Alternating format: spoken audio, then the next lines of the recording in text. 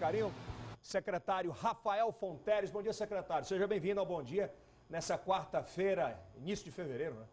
Bom dia, Yeldson. Bom dia aos telespectadores do Bom Dia Meu Norte. Um prazer estar aqui com você. Conversando com a nossa audiência de mais de 1 milhão de amigos. Secretário, vamos começar falando das obras do Piauí, aqui em especial na nossa capital. Como é que foi planejado isso e como é que está acontecendo a execução e qual é a importância disso no cotidiano do teresinense? Bom, perfeito. Teresina tem sido bastante contemplada com investimentos do governo do estado através do Piauí, que é o programa de investimentos que tantas vezes nós já estivemos aqui detalhando, né, esse programa. Na área de infraestrutura, né, de mobilidade urbana, Teresina já recebeu, não é, a duplicação da saída da BR-343. É importante que todos saibam que é um investimento do governo do estado, com recursos do governo do estado, portanto, uma intervenção urbana importante para quem utiliza, né, essa saída em direção à cidade de Altos e ao norte do Piauí. E muitos apostavam que não sairia, né? E saiu. E do lado do sul do estado, né, no caminho para Demerval Lobão, que também segue ali para Picos e para todo o sul do estado, também a duplicação da BR-316 até o trecho que vai ali próximo ao Rodoanel, também feito pelo governo do estado com recursos do governo do estado. O trecho posterior, que aí sim segue na direção da cidade de Demerval Lobão, é que é recursos da bancada federal. Então são duas intervenções. Agora a gente parte para um ousado programa de mobilidade urbana na capital, em parceria com a Prefeitura de Teresina, em parceria também com os vereadores da capital. Então foi colocado um convênio do IDEP com a ETURB no valor de 6 milhões de reais, que começou a ser executado ali na Zequinha Freire, um asfalto de boa qualidade. Aquele da Zequinha já é do Piauí? Já é dentro desse convênio entre IDEP, que é do governo do estado, e a Prefeitura Municipal de Teresina, que está sendo executado pela ETURB. Mas várias obras de pavimentação poliédrica, o famoso calçamento, em vários bairros, inclusive na zona rural, que nós já estivemos inaugurando recentemente, calçamento em várias regiões aqui da cidade, Zona Norte, Zona Sul, Zona Sudeste, Zona Rural, todas recebendo, né, investimentos de mobilidade urbana. Então é um destaque importante. Em alguns comentários, principalmente comentários na internet de muito ódio, falando se o governo só faz calçamento, é calçamento para lá, é calçamento. O que é que representa o calçamento na vida, na porta da casa do pobre? Quem reclama disso é porque não está no meio da lama e da poeira. A obra de calçamento é uma obra de infraestrutura importante para a mobilidade, mas também para a saúde pública, porque você melhora a drenagem, impede, né, acúmulo de água, tira a pessoa da lama e da poeira. Então é uma obra importantíssima que é feita nos 224 municípios. Só quem recebe o calçamento passando na porta sabe o benefício concreto que representou para a qualidade de vida daquela pessoa. Então o governo fez muito e continuará fazendo, porque essa é a missão, né, do governo do estado, levar qualidade de vida para as pessoas. Realmente, quem só acredita muito nisso, né, de quem reclama ou quem fala sem conhecimento de causa, é porque nunca precisou botar o pé na lama para ir para a escola ou para sair no trabalho, né? Exatamente, quando você faz, por exemplo, uma passagem molhada, que às vezes deixa uma comunidade isolada num período de chuva. Você imagina quantas passagens foram feitas que estão tirando comunidade do isolamento. A mesma coisa o calçamento, a mesma coisa uma estrada rural, o asfaltamento urbano ou uma recuperação de uma rodovia. Então tudo isso é com foco na melhoria da qualidade de vida da população e de quebra, Yeldson, gera emprego e renda. O investimento público tem esse papel importante, que é ajudar, induzir, a alavancar o investimento privado e ele próprio, o investimento público, gera emprego e renda naquele momento de crise econômica ainda mais importante. Portanto, esse programa é concebido dessa forma, pensando na qualidade de vida e também na geração de emprego e renda. E não é só na infraestrutura física das cidades, também na infraestrutura social. A gente fala dos investimentos em saúde, em educação, em segurança pública. Tudo isso está dentro desse programa de investimento. Aqui em Teresina, ainda na capital, falando sobre a capital, a maternidade sai quando? Qual é o tamanho dessa obra social para a nossa capital? Olha, é a maior obra de saúde pública do estado do Piauí nos últimos 50 anos. Uma maternidade de referência, ela cuidará dos casos mais complexos, obviamente, como é a organização do SUS, mas num padrão internacional de modernidade, de equipamentos, de espaço físico. Já está mais de 90% concluído. O governador deve inaugurar a obra física ainda antes de sair, antes de se afastar no dia 31 de março. Aí vai entrar a parte dos equipamentos e já começará a transferência gradual do serviço da maternidade atual Evangelina Rosa para a nova maternidade de Teresina. Vai ser um novo capítulo, uma nova era na saúde da mulher gestante, do bebê. Vai certamente salvar muitas vidas, porque estará mais preparada.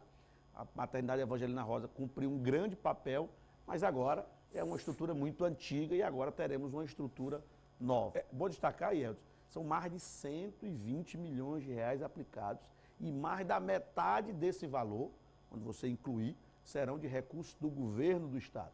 Também teve emendas da bancada federal. Detalhe, né? Ali vai criar um polo comercial também gigantesco, porque para onde a saúde migra, também os serviços migram. É um novo polo naquela região também, já né? é um polo comercial, agora vai ser um polo de saúde, certamente. Porque você vai ter um hospital de referência e, naturalmente, isso impulsiona outros serviços ao redor. Portanto, é realmente uma obra importantíssima. Essa obra na capital e no interior do estado eu destacaria, além das ampliações dos hospitais no interior, o novo Hospital Regional de Picos, que já está também com mais de 50% da obra executada, também deve ser concluída ao longo deste ano e vai representar também algo muito importante, né, na saúde pública daquela macro-região. Mas todos os hospitais regionais, sem nenhuma exceção, receberam ampliação de leitos, ampliação de serviços, melhoria dos seus equipamentos, dos seus espaços físicos. O Hospital de Piripiri recebeu UTI nova, o Hospital de São Raimundo Nonato recebeu UTI nova, Bom Jesus do mesmo jeito, passou a ter neurocirurgia em Floriano, desafogando Teresina para esse serviço de alta complexidade e há a ideia de expandir isso para Parnaíba e para Picos, só para citar exemplos de como melhorou a resolutividade dos hospitais do interior do estado. E o secretário Florentino anunciou hoje aqui que a última parcela de uma cooperação, coparticipação de fundos, né, para os municípios, ela foi paga em janeiro e pelo esforço da Secretaria de Saúde e da Secretaria de Finanças, a partir desse mês, uma ajuda irá chegar para custear também, ajudar os prefeitos a cuidar dessa saúde básica. Isso é um presente também para as prefeituras que vivem dificuldade, né? Olha, o SUS, Sistema Único de Saúde, prevê a tripartite, né? A participação dos três entes, municípios, estado e governo federal. E a maior parte está com os estados e com os municípios. O estado do Piauí faz um cofinanciamento aos municípios no valor de R$ 7.300.000 por mês para ajudar, para se somar ao recurso que os municípios já recebem do governo federal e também os recursos que o próprio município disponibiliza. Essa é a lógica do Sistema Único de Saúde. É um projeto muito bem desenhado, né? Um sistema muito bem desenhado. Obviamente que tem seus problemas, mas em termos de saúde pública, você vê vários tipos de serviços que são universais aqui no Brasil, não são, por exemplo, nos Estados Unidos, em que a pessoa, às vezes, quando tem um problema de saúde, lá nos Estados Unidos, tem que vender a casa, tem o carro, pagar tudo. Não tem, não. Então, o sistema brasileiro, a despeito dos problemas que tem, ainda é o sistema mais bem desenhado, seguindo o modelo da Inglaterra. E, portanto, é papel do governo federal ajudar estados e municípios, do estado ajudar os municípios, para exatamente somar forças na resolução dos problemas de saúde. Secretário, vamos a Parnaíba. Eu quero perguntar ao senhor o seguinte: esse ano de 2022 será um divisor de águas em toda a planície litorânea, mas em especial a segunda maior cidade do estado?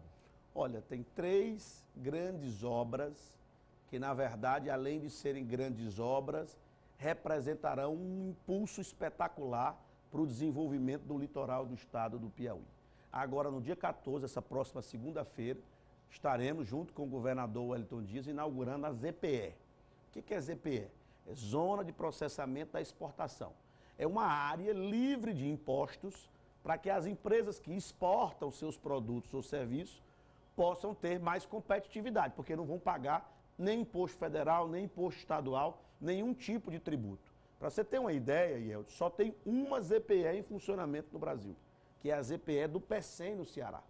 O Piauí vai ter a segunda ZPE do Brasil. E, além disso, é a primeira depois do novo marco legal da ZPE, que, inclusive, flexibilizou várias coisas. Só para você ter ideia, a China, que todo mundo sabe que está num crescimento absurdo nos últimos 20 anos, muito do crescimento da China tem a ver com as zonas de exportação da China. É um modelo bastante interessante, porque vai estimular a exportação. E quem exporta gera divisa para o Estado. É como se você trouxesse dinheiro novo para o Estado, para o país. Portanto, esse é um marco no desenvolvimento do litoral do Piauí como um todo, em especial da cidade de Parnaíba. Outro grande contrato que vai ser celebrado... Só um detalhe, ZPE já vem com empresas, né, inclusive? Já vai vir com empresas. Então, no dia 14, certamente, todo o Piauí vai conhecer memorandos de entendimento, fábricas de motos elétricas. Lá? A fábrica de barcos, já tem memorandos de entendimento. Já tem lá 2 indústrias instaladas, uma na área de vidro, outra na área de cera de Carnaúba. Vão ter empresas de serviço, startups, que poderão prestar seu serviço para o mundo todo. De lá? Na área, de lá sem pagar tributação. Então, lá vai ser certamente um hub, né? Uma concentração de empresas de tecnologia. Então, é uma revolução. E Parnaíba tem esse sentido. As pessoas vão né, sentir ao longo do tempo, mas é um marco histórico e vocês vão poder testemunhar isso. Estava falando também do aeroporto de Parnaíba. A PPP foi concluída, o contrato deverá ser assinado na próxima semana. É um investimento de mais de 80 milhões de reais no aeroporto de Parnaíba, sendo que 30 milhões são do governo do estado e mais de 50 da empresa, da concessionária, né, que venceu a licitação. Então, ali vai poder se transformar, além de um aeroporto para o turismo, num aeroporto para o transporte de cargas. Então, é muito importante a posição geográfica de Parnaíba em relação tanto à Europa quanto aos Estados Unidos, é privilegiada. Então, você já tem um aeroporto bom que vai ficar num padrão ainda maior e com os serviços funcionando, gerando mais turismo, gerando mais carga para aquele aeroporto. E quando a iniciativa privada entra, ela não entra para ter prejuízo, ela tem a expertise do negócio, né? Não, exatamente para não ter prejuízo que o Estado teve que entrar exatamente com a parte. A PPP é exatamente isso. Quando o investimento, aquele empreendimento, ele se viabiliza economicamente com o investimento do público e do privado. E isso termina gerando emprego, gerando renda, então a população se beneficia como um todo, porque ali vai gerar certamente mais voos, mais hotéis, mais restaurantes, mais trânsito. Então você gera a cadeia do turismo, que é uma cadeia também muito geradora de divisas, né, para o Estado, geradora de empregos. Você vê o que está acontecendo ali em Cajueiro da Praia, né? Valorização imobiliária, novos hotéis, resorts, tudo acontecendo, né, e gerando desenvolvimento para o litoral do Piauí. E o terceiro marco histórico que eu reputo naquela região do litoral do estado é a Adutora do Litoral, uma obra há tanto tempo sonhada, há tanto tempo em execução, que já teve várias mudanças, rescisões de contrato, problemas de licenciamento. Finalmente, as primeiras inaugurações ali na Praia do Arrombado, no Maramá, no Macapá, já vão acontecer no mês de março.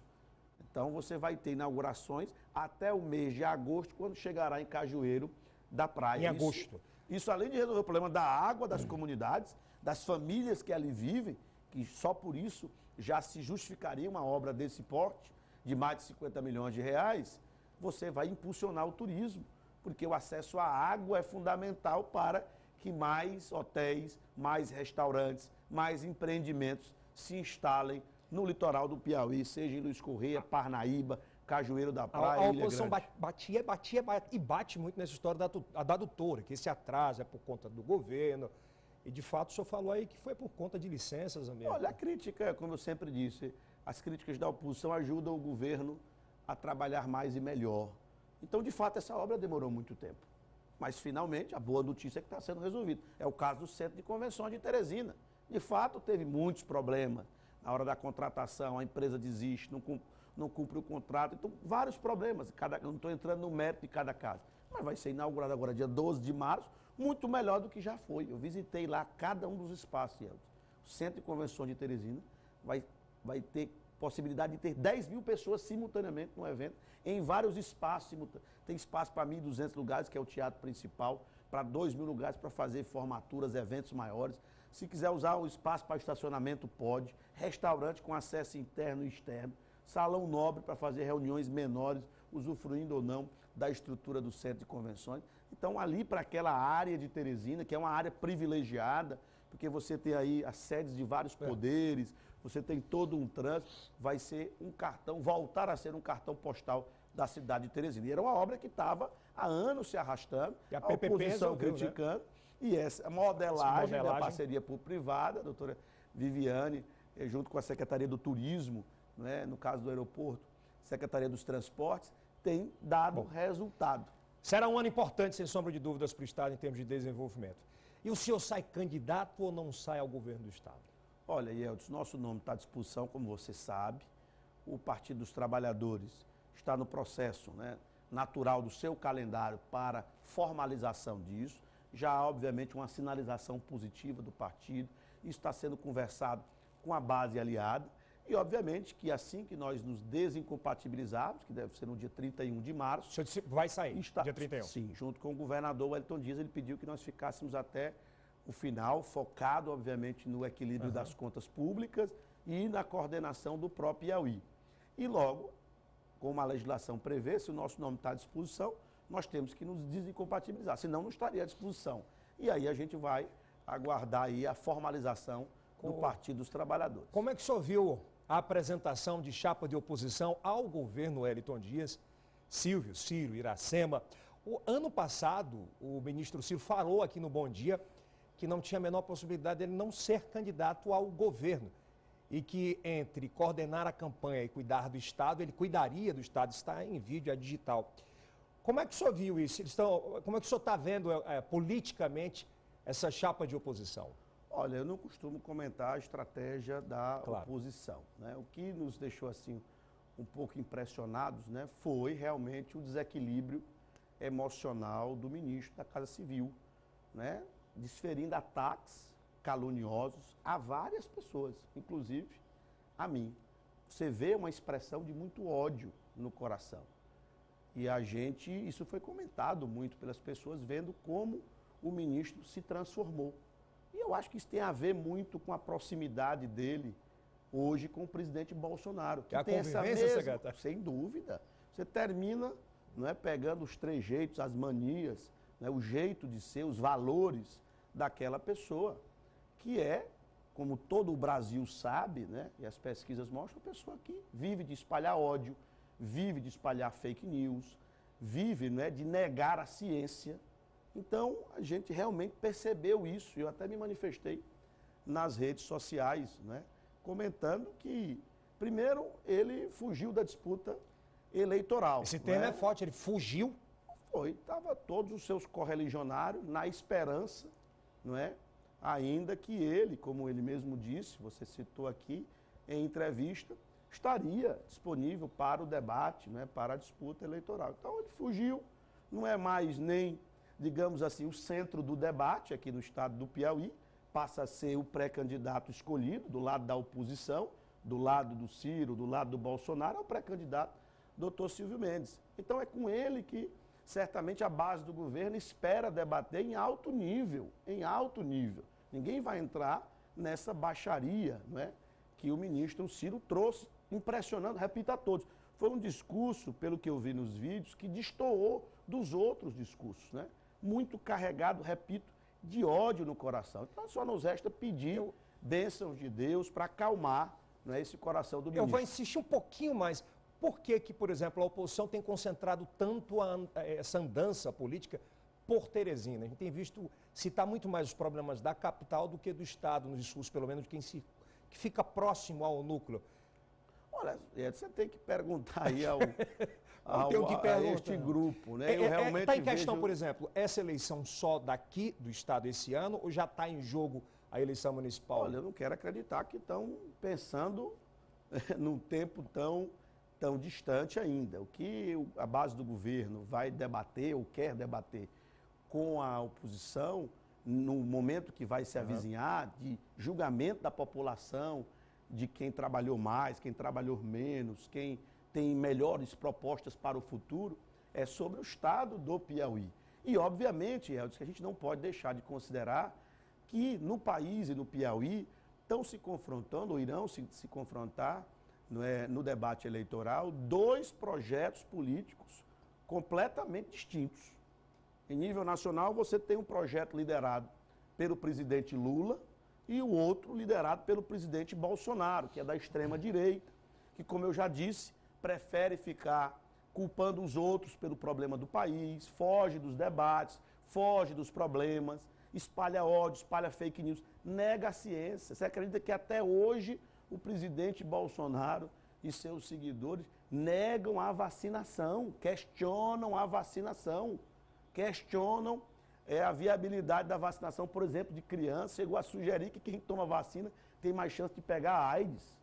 E tem o outro lado, que é do presidente Lula, que é o lado do qual eu faço parte, o governador Wellington Dias faz parte, a governadora Regina Souza faz parte, que é a favor da ciência, que é a favor do meio ambiente, que é a favor do investimento público, não é? Do emprego, em primeiro lugar, geração de empregos, não é? E já soube fazer isso, inclusive combatendo a inflação, combatendo os juros altos. Portanto, são dois projetos. E isso vai se irradiar para os estados, inclusive para o estado do Piauí. Você vai ter, de um lado, o time do presidente Lula e, do outro lado, querendo esconder ou não, o time do Bolsonaro. Estão escondendo? Olha, eu tenho visto que alguns não querem se assumir, né? Eu vi até o senador Marcelo Castro colocando isso em uma entrevista, de que em 3 horas de evento, com o ministro da Casa Civil do presidente Bolsonaro, com mais de 10 discursos, nenhum momento se mencionou a palavra Bolsonaro. Se é a força do Lula no Piauí? Olha, eu acredito que certamente eles têm vergonha de dizer o lado que estão, que é o lado, repito, do Bolsonaro, mas não é só do Bolsonaro, é dos valores do Bolsonaro, que nega, como eu disse, a vacinação, que defende cloroquina, defende ivermectina como solução do problema.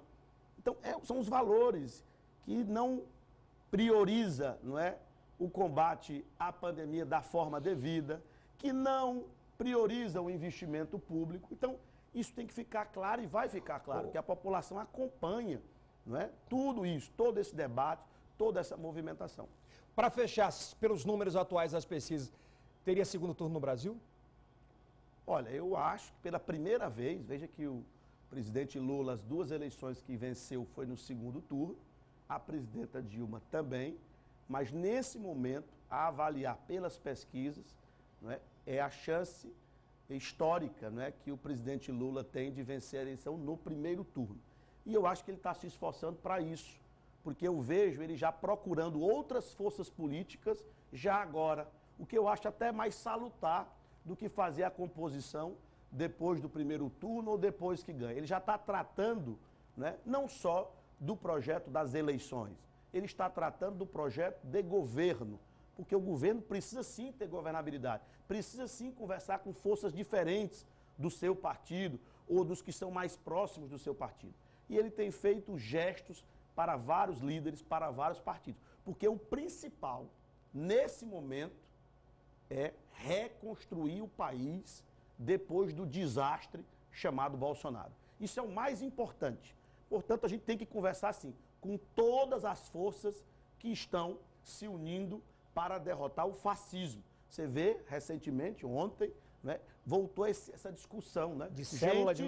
Gente querendo discutir, defender o direito da pessoa a ser nazista. Olha a que ponto chegamos. Então, isso não pode acontecer nesse país. Então, o Bolsonaro representa, sim, o fascismo, e a união de forças para reconstruir o Brasil precisa passar exatamente por isso. Tirar o Bolsonaro esse tipo de da fala presidência da República. Esse tipo de fala que a gente viu ontem na imprensa, repudiado no Brasil inteiro, as grandes marcas já saíram desse canal em específico, é muito, na sua opinião, é muito reflexo dessa extremidade que vive o Brasil? Olha, não tenha dúvida, vários fatos revelam. Quando você tem um líder que praticamente cultua a morte, você, de certa forma, piora a sociedade, porque as pessoas, né, passam, né, a vê-lo, algumas pessoas, infelizmente, a vê-lo como exemplo. Então, ele sempre teve esse discurso, agora você vê na prática, o desdém dele com relação às vítimas da pandemia. Então isso tudo tem a ver com esse, não é, culto à morte, não é? Essa questão de querer armar, tudo é morte, tudo é bandido morto, é tudo nessa linha. Então você termina deseducando a sociedade. Isso a gente vê com muita preocupação. Por isso que eu estou dizendo, são dois lados completamente distintos. Tem esse lado da vida, da ciência, do emprego, do investimento público, do respeito às pessoas, do respeito. E tem o outro lado do ódio, do deboche, não é? Do culto à morte, de negar a vacinação. Então são dois projetos bem distintos. Obrigado, secretário, pela participação. Uma ótima quarta, bom trabalho, intervalo e a gente volta já.